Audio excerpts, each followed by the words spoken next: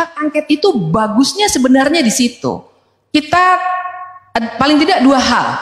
Pertama adalah warga, saya nih warga biasa, saya bukan anggota DPR seperti orang-orang di samping saya. Bukan juga anggota partai politik. Saya jadi punya saluran, saya jadi punya tempat di mana saya bisa melihat wakil-wakil saya. Mungkin selama ini juga saya sudah sering kritik, tapi at least tolong dong di ujung ini wakil-wakil saya mewakili saya nanya yang benar, supaya kita nggak berhenti di talk show gitu. Nanya yang benar, Pak Jokowi, Anda nih waktu itu kenapa sih bansosnya dimajukan? Silakan jawab begitu. Misalnya ya kan, nanti katanya naskah akademiknya lagi dibuat, pertanyaannya bisa banyak.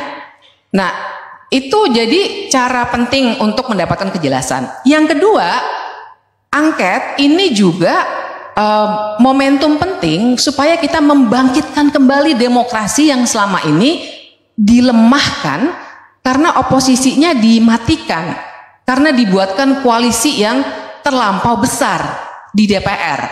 Jadi dilema dari presidensialisme multipartai kan begitu, kecenderungannya dulu juga pemerintahan Pak SBY juga begitu, akan membentuk koalisi.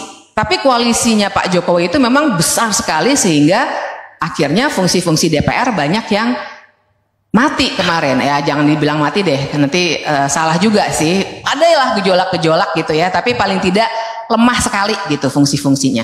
Nah jadi poin kedua ini juga penting untuk membangkitkan kembali bahkan memori kita soal bagaimana demokrasi seharusnya, bagaimana DPR seharusnya yang harusnya galak.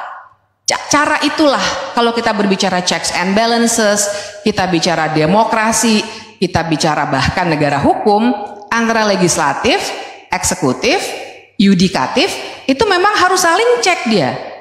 Kalau terlalu tenang, mau undang-undang ini 6 hari jadi, mau undang-undang Minerba 6 hari jadi, mau undang-undang KPK 2 minggu jadi, tenang, nggak ada apa-apa, ya itu juga buat saya bukan demokrasi yang substantif sebenarnya. Nah, oke, itu satu ya, alasan-alasan hak angket. Jadi ibu dan bapak sekalian, kalau dibayangkan bahwa hak angket itu untuk tadi ya, misalnya mau mengulik-ngulik C1 dan lain sebagainya, bukan. Dan ini kenapa penting? Di MK, di Bawaslu sesuai undang-undang, memang nggak akan bisa untuk membongkar. Menurut saya ya, nanti mungkin Mas Bagja bisa menggali lebih jauh. Memang ada batasan-batasan yang nggak akan mampu membuat Bawaslu membongkar sampai ke kebijakan, karena dia badan pengawas pemilu memang gitu. Di MK, silakan MK jalan, tapi MK, ibu bapak sekalian, memang tidak akan menyentuh biasanya dalam putusan-putusan yang sudah berkali-kali dilakukan, tidak bisa menyentuh yang namanya terstruktur, sistematis, dan masif. Biasanya mereka akan bilang, oh itu urusan Bawaslu tuh. Sementara dalam undang-undang nggak akan juga bisa terlalu jauh sampai ke, yaitu tadi ya, bansos, nanti implikasinya masifnya kemana kan, TSM itu mesti dibuktikan juga masifnya di mana.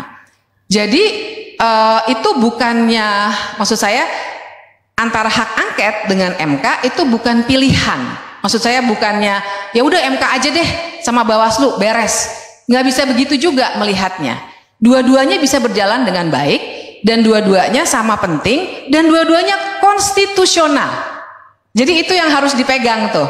Jadi kalau ada dugaan wah ini sih sebenarnya mau menjatuhkan Jokowi, menurut saya sih nggak akan sampai ke situ juga ya. Kelak anak buah Prabowo bikin malu diri sendiri.